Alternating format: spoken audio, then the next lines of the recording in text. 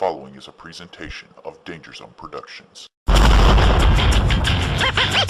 all you motherfuckers!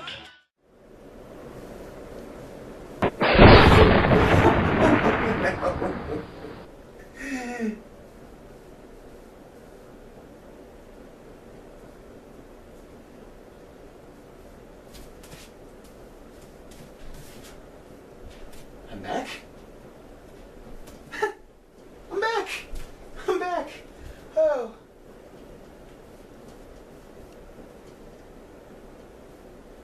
What the hell happened to my hair?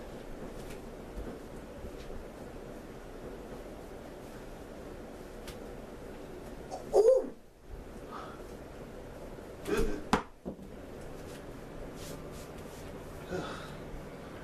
Oh, well.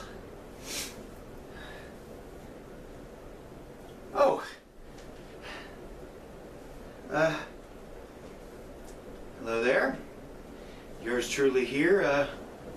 Apparently I'm back. I don't really know how I got here, but you've just entered the danger zone. Boy, does it feel good to say that again. Yeah.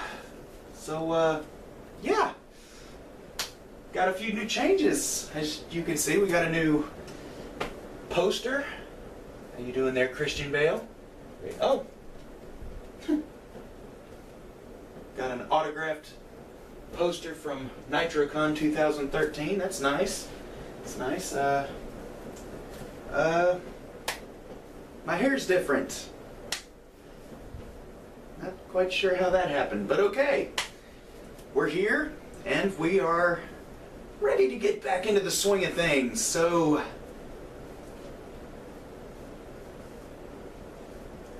the hell am I supposed to be doing?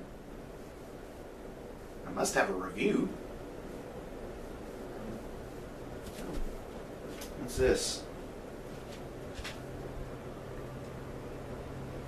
Slender Man. They made a Slender Man movie? Well, the answer is a very stern yes and no.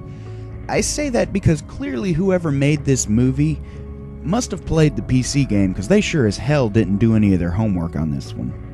It's honestly like some 8-year-old kid watched some old horror movies and figured, oh, I can make something like this. It's just not scary. And it's even worse knowing that it's one of those stupid found footage films. Yeah, you know, movies like The Blair Witch Project, Last Exorcism, Cloverfield. Yeah, that's what this is trying to be. Except there's one problem. It doesn't make any sense. These people carry cameras around for like the dumbest possible reasons, and I'll get to that later. But all in all, it's just stupid. The Slender Man is barely in the damn thing, and when he is, you can't see him, because it does the same thing it does when you play the PC game. Granted, even in the PC game, you can still make out his features, but you can't see in this movie. It's just so bad, and it's got an ending even worse if you can actually believe that. But, hey, what do you expect for a budget of only $10,000? Now, before we get started with this review, I feel there's something that I need to say as the host of this show and the person who's reviewing this movie. Now, this is not necessarily going to be something that a lot of you are going to want to hear. Some of you are going to have a difference of opinion. Some of you are going to say that I don't know what the I'm talking about. I don't really care either way. I just feel that this needs to be said before we go any further.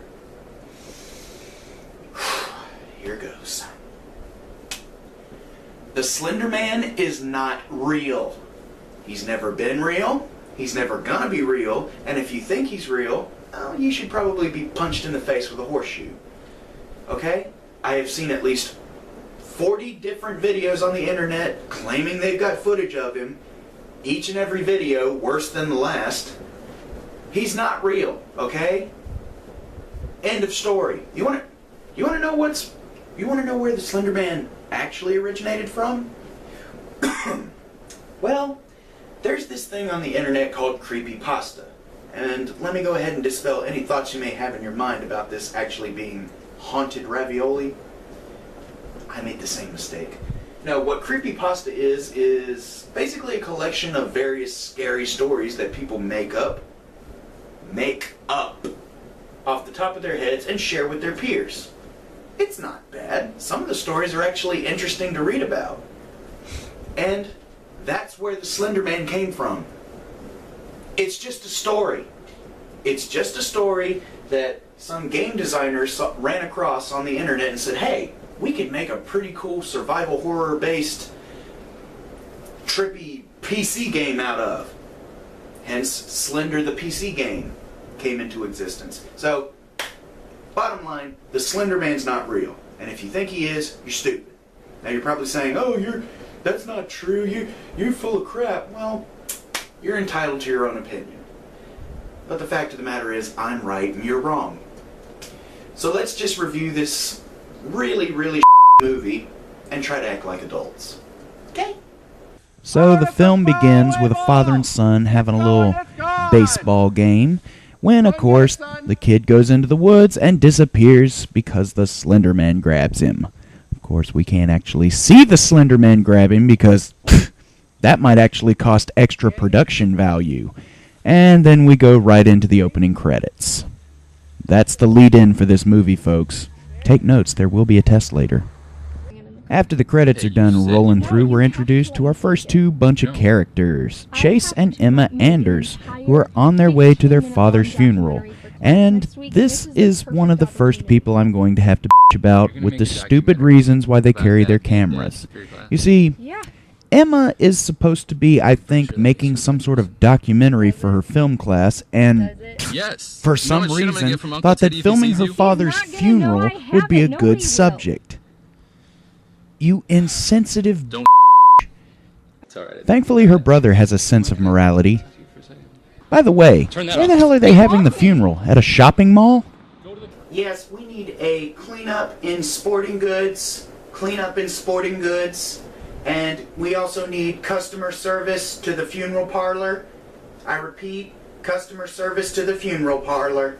After the little funeral fiasco, the two siblings return to their childhood home and discover that their father has some rather interesting things on his computer. Dad has a bunch of tabs about kids disappearing 10 years ago. So, what's this news stories? It's a big deal. Well, no, but they're all from the same time.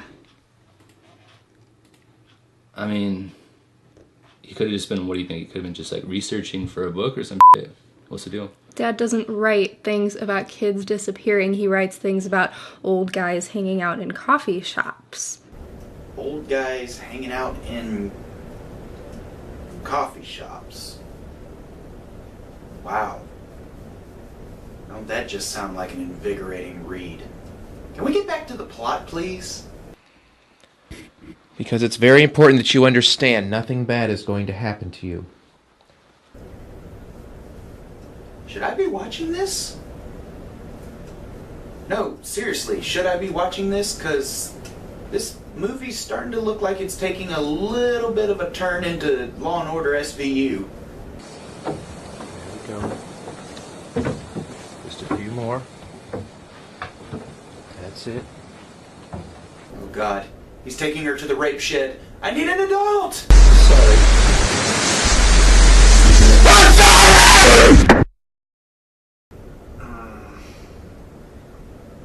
Let me see if I can try to explain to you guys exactly what is going on here. Because for some reason the filmmakers didn't feel it necessary to explain exactly what the is going on until the very end of the movie. Luckily for you, I'm not going to subject you guys to that kind of torment. Here's the thing. The guy who was kidnapping that little girl is actually the father we saw at the beginning of the film. See, he seems to have it locked in that weird, f***ed up little mind of his that if he kidnaps these children and essentially sacrifices them to the Slender Man, that for some reason the Slender Man's going to be kind enough to give him his little boy back. Yeah.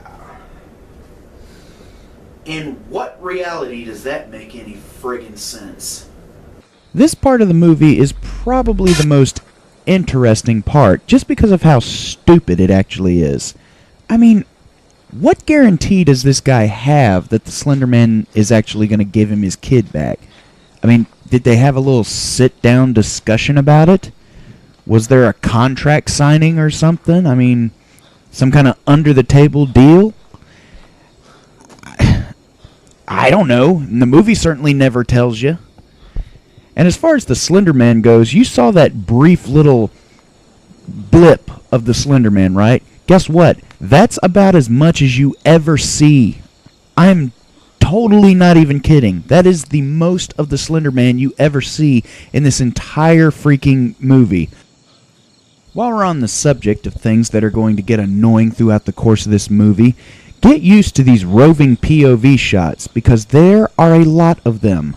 Throughout the entire course of this movie, there are so many scenes where you just have people walking around, shooting footage with their video camera that shows nothing, goes nowhere, and adds nothing to the film whatsoever. I guess they're trying to show some kind of similarity between these shots and what it's like playing the Slender Man video game, seeing how they're trying to simulate that the shots are similar. But even so, that works in a PC game. This is not a PC game. It's a movie. The same things do not apply. It's at this point in the film that we're introduced to another character. This one, a private detective by the name of Kyle Hudson. He's been going around investigating the disappearances of the local children, including the little boy Danny, who went missing with his dad earlier in the film. And you know something? I give these people a lot of crap for why they actually carry their cameras around in this movie, but this guy takes the cake. You want to know why he carries his camera around? Listen to this excuse. I record everything. And it makes it a lot harder for somebody to try to sue me when they say I screwed up or broke some laws. You guys heard that, right? Huh? You heard that. You know what? I'll play it again, just in case you didn't hear it the first time. Go ahead, play it again. Alright, I record everything. And it makes it a lot harder for somebody to try to sue me when they say I screwed up or broke some laws. Private detective is videotaping his cases so that if he oversteps his bounds as a detective, he's got video evidence. He's got video evidence of him f***ing up. At what point are you so damn paranoid that you feel the need to videotape yourself at all times? It doesn't make any sense! That'd be like me carrying this video camera into the bathroom, videotaping me taking just so I can say, hey, yeah, I took You want to see when I took Here's when I took I took at 9:30 on the dot. Why? You're an idiot! While the detective is off filming his own rendition of Cops, Emma and Chase continue to do their own little bit of research. And they come to find out that their father wasn't actually researching how to kidnap children. Thank God, there's enough creepy adults in this movie as is.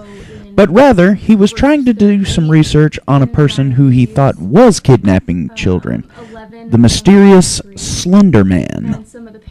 And it turns out it's not Slenderman, it's the Slender Man. He's like this urban legend, I guess, who stalks and kidnaps kids. Look at that. There. It's a hoax. People have Photoshop, MS Paint. Oh my God, an actual smart person. Those are rare. Their curiosity ends up paying off as they go to take a look at the old school they used to go to, where supposedly one of the children disappeared. And that's when they have their own encounter with the Slender Man.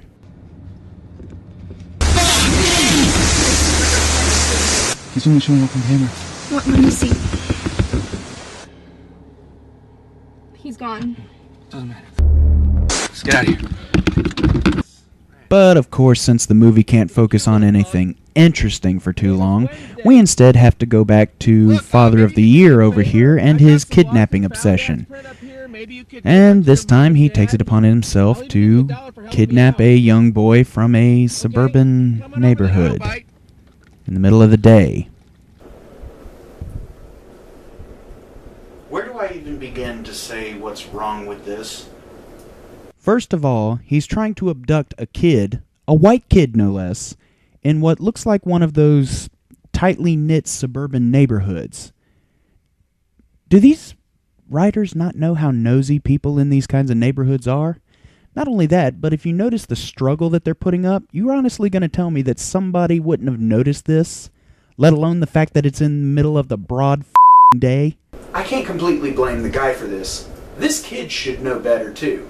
I mean, come on, kid. Didn't anybody ever tell you about stranger danger? I mean, he's asking you, have you seen his dog? That's like Kidnappers 101. Swear to God. But, hey, $10,000 budget, am I right? Is it alcohol? Huh? Is that what you guys spent it on? Was it alcohol? You clearly didn't spend it on production value or script writing. Were you guys getting drunk when you wrote this? Tossing a few back? Don't do that. Don't do that. So of course he gets away with it scot-free, and now it's time to sacrifice this one to the Slender Man too. But unfortunately for Mr. Bennett, this kid actually knows how to fight back. Which leads to some more freaking POV shots. You know, sometimes it gets to this point, and I can't help but feel like the directors just completely gave up on the movie and started playing the PC game. So of course the little punk doesn't get too far before he too is swallowed up by the Slender Man. And you know, as this movie goes on, I used to think it was them trying some really crappy CGI effect, but now that I see this scene, I'm starting to think that all they're really doing is getting a dummy of the Slender Man and moving it from place to place. I mean, hey, add the right blur effect to your camera lens and it can make anything look scary, am I right? Just imagine the looks they must have got from some of the people when they were filming. Okay, all we gotta do is move this thing over there, film about 2 seconds of it, and then pull it off camera and film another few seconds of blurriness. Then we should have every... Oh, hi folks. Don't mind us, we're filming a movie. Huh? What's that? Oh, the dummy. Yeah, yeah, we're too broke to use CGI and special effects. Huh? Only $10,000. Well, we blew through half of it last night when we were getting drunk and writing the script. But the Slender Man has more for Mr. Bennett to do than just go and round him up some snacks. As it turns out, he's not too thrilled about Emma and Chase doing their research and snooping around. So, he asks Mr. Bennett to do something about it. So what does he do? He leaves them a letter. Thankfully, these two are smart enough to smell a trap when they see one, so they call that private detective guy and let him know about the letter they got in the mail. It's 68 Willowbrook, and it says, "Tonight, let's talk." Whatever you do, promise me you're not going to go to that address tonight. Yeah, I promise. I really need to talk to you and your brother. You guys all heard that, right? She said, I promise I will not go to the address listed on the creepy letter that had a picture of a tall, slender man on it. I'll give you 2 guesses how long that lasts. Oh! Why am I not surprised? Oh, that's because I'm not. Did you at least think to bring something practical with you? Like, I don't know, a knife? A gun?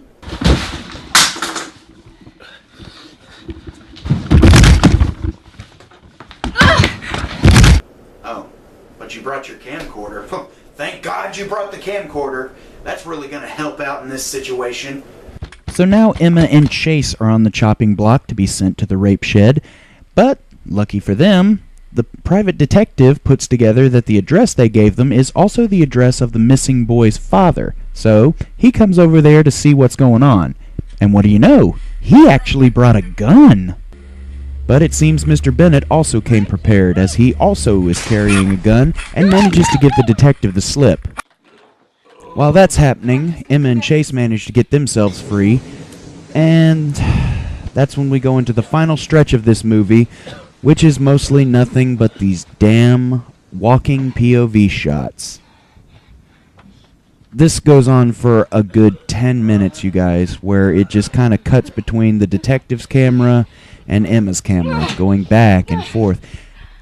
Call me crazy, but if I had just escaped a crazy man who had me and my injured brother tied up in a basement, I don't think grabbing my camcorder would be the first thing on my mind.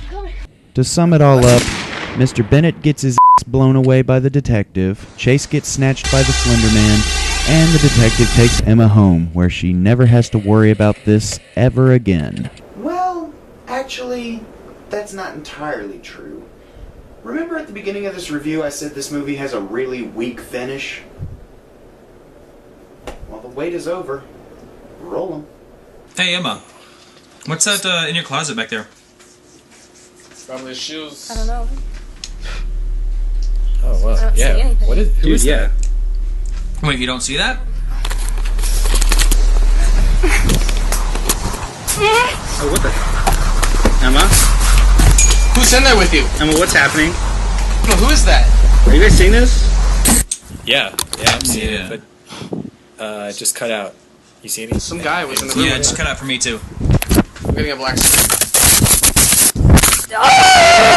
Holy Did you hear Emma, are that? you okay? See what I mean? God, this movie was a piece of This movie is just another classic example of filmmakers not doing their damn homework on the subject matter they're trying to base their film on. It still feels as though all they did was play the PC game and decide they wanted to build a movie around that. And the problem with that is that even the PC game didn't have a storyline to go off of, so building a movie around it was complete horse from the get-go. And for $10,000, you would have thought they could have put a little bit more into their production value.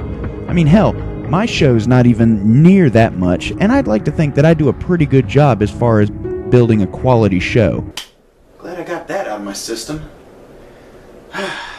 Feels good to be back, you know? I feel like I can start winning again. I just feel like I could... Oh! Oh! Mr. Danny Sauceman, you're back! Yeah, I'm back. Oh! This is good! This is good! This means our plan to bring you back worked! Wait. You guys brought me back? Wow. Thanks, you guys. How did you do it? Oh, it was easy. We whisked you back using the dragon's balls. The dragon's what now? Wait. Did you use my Dragon Balls? It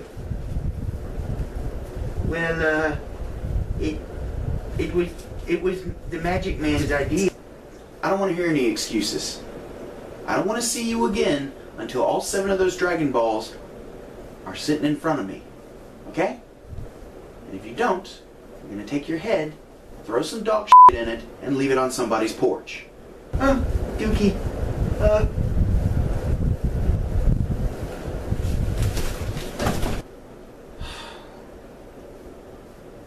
Thanks for joining me for the Danger Zone. I'm Danny South. And if you don't know, now you know. Slender Man, all the children try to run. Slender Man, to him it's part of the fun.